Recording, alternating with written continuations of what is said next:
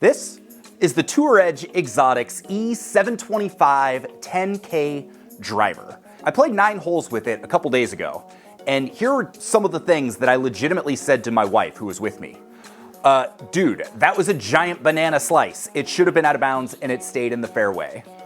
Oh my God, what kind of voodoo magic did they put into this driver? This thing is ridiculous. Those were actual things. I almost thought about bringing her on camera just to verify that I said those things. And so what was admittedly limited experience playing with this driver, it was the most forgiving driver I've ever used. But I wanted to actually put it to the test and get real numbers to compare it to other drivers I have been using. So recently, I've talked about the Stix Compete driver, which is in a similar price range to this. This is gonna retail for $399, the Stix Compete is $380, and I'm going to compare it to the driver I've been predominantly using for the last 3 years, which is a Callaway Mavrik that I got fit for, that's like a full-on $900 driver. So can this, at $399, outperform drivers that are much more expensive? Let's find out. So real quick, before we get into all this, you may not know what a 10K driver is. This is the latest buzzword over the last year in golf, and that stands for a driver that has a 10,000 gram per centimeter squared moment of inertia.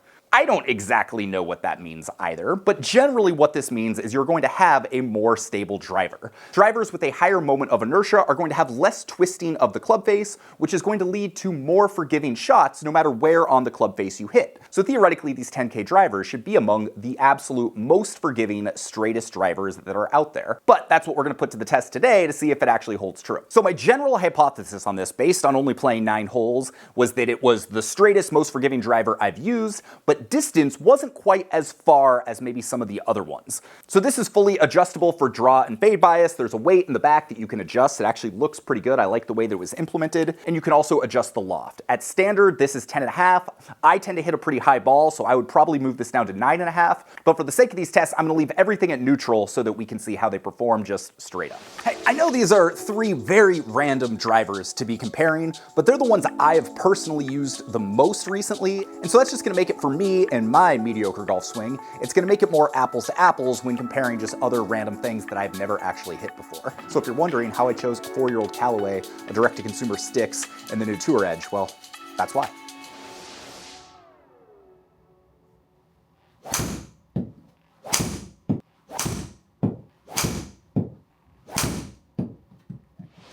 Now we got the Tour Edge E725. I got the Denali 60G driver and a stiff shaft. So this is kind of their middle of the road, mid-launch shaft that I think is gonna work pretty well for my swing. It's got a good sound to it. I like the way it sounds. Okay, so already we're going further. We're going to the left. So what I tend to have to do is, you may notice, I've got a giant slice.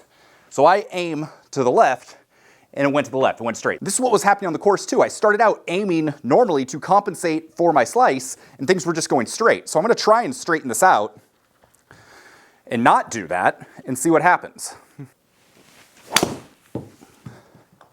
Yeah, 220, I mean, still a little slicey, but in the fairway. That's not typical for me. Let's hit 3 more, try and get our numbers here. And I'm gonna try and just more or less line up straight. Fade, maybe go a little left, but yeah, same deal, about 230. You know, definitely right side of the fairway, but still in bounds on balls that in some ways feel like they should be slicier than they are. So still got a little bit of that left to right for sure, but generally speaking, balls are staying in the fairway, where I've never really had that type of forgiveness with my current driver. All right, that one was a little bit further right, definitely lost some distance there, but overall, not terrible. All right, so third in our lineup is the wild card. This is the Stix Compete driver. This is a direct-to-consumer driver, retails for $380. I've had a really good experience with it, and so this is what I've been using for the last few months, but it definitely doesn't seem like it's as forgiving as this new Tour Edge one, but let's put it to the test. Let's see how it compares. We'll say back-to-back doesn't sound quite as good, and that was way further right than the Tour Edge. So whereas this, I tried to kind of line up straight and not have to overcompensate for my slice, and it went way right. So what happens if I start aiming left like I typically would, where I know I'm going to lose distance, but hopefully keep it in play?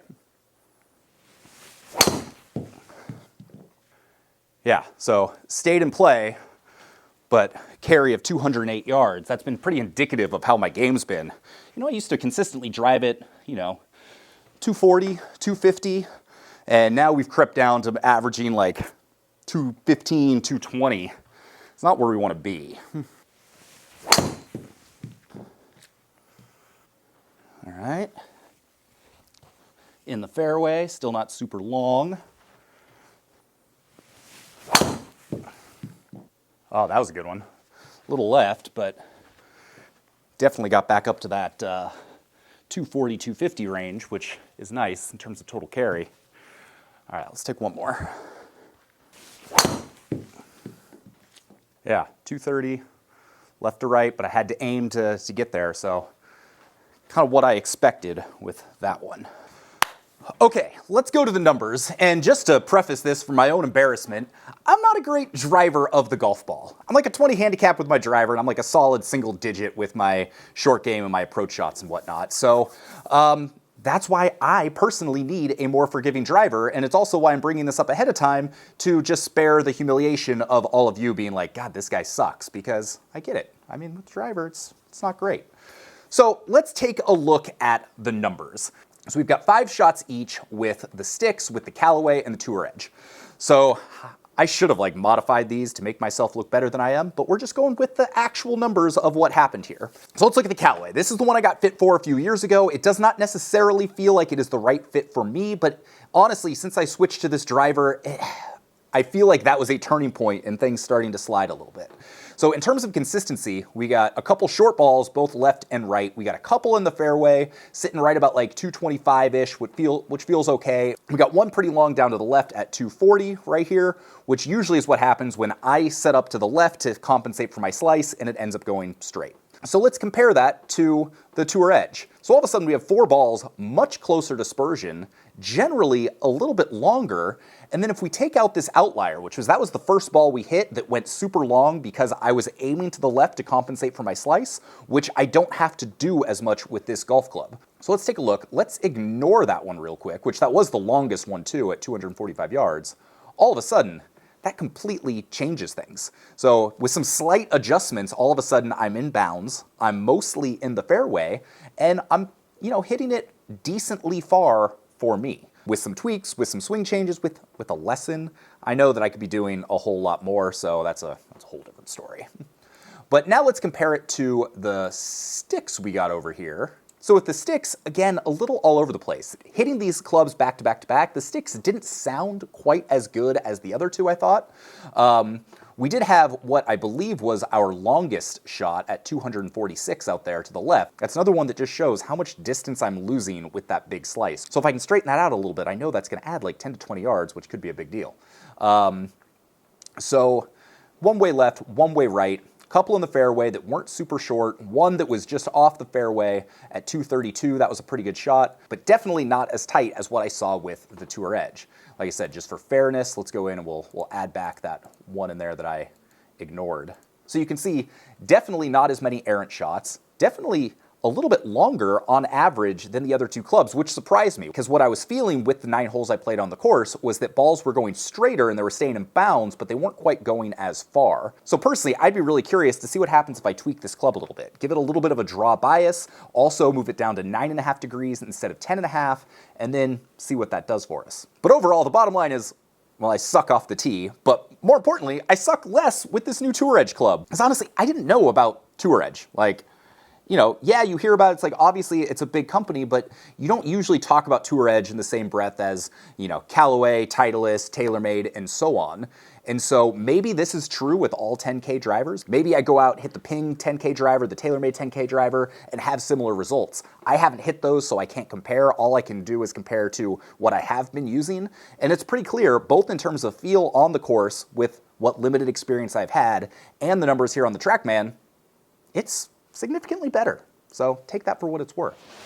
All right, so I know that was a pretty quick introduction to the Tour Edge E75. After only 9 holes of golf and a little bit of time in a simulator, I'm not going to draw any definitive conclusions, but I will say if you're someone who has a tough time driving the ball inbounds, you have issues with a slice, and you're looking for a driver that has maximum forgiveness at a reasonable price point, you got to take a look at the Tour Edge Exotics E725. I'm still legitimately excited about this personally. Like, I'm going to go out, this is the club I'm going to be using, and if it continues to be anything like what I've seen in here in my limited time on the course so far, there's a lot to like with this thing. So if you're interested, I'll do a follow-up after I get 5 or so rounds with the club. I'll most likely update my written review below because that's gonna be the easiest way for me to go in and quickly get you my thoughts. So if you're watching this down the line and you're looking for my up-to-date, in-depth thoughts on this driver, go click the link below. That is where I will do it, unless it's just something so mind-blowing, in which case I might shoot another video. And based on my early impressions, that might very well be the case. My name's Sean Ogle. I'm the founder of this thing here at Breaking 80, where we talk about cool golf products and cool golf courses. If that's something you're into, maybe go hit subscribe, thumbs up, drop a comment, do all those engagement things that allow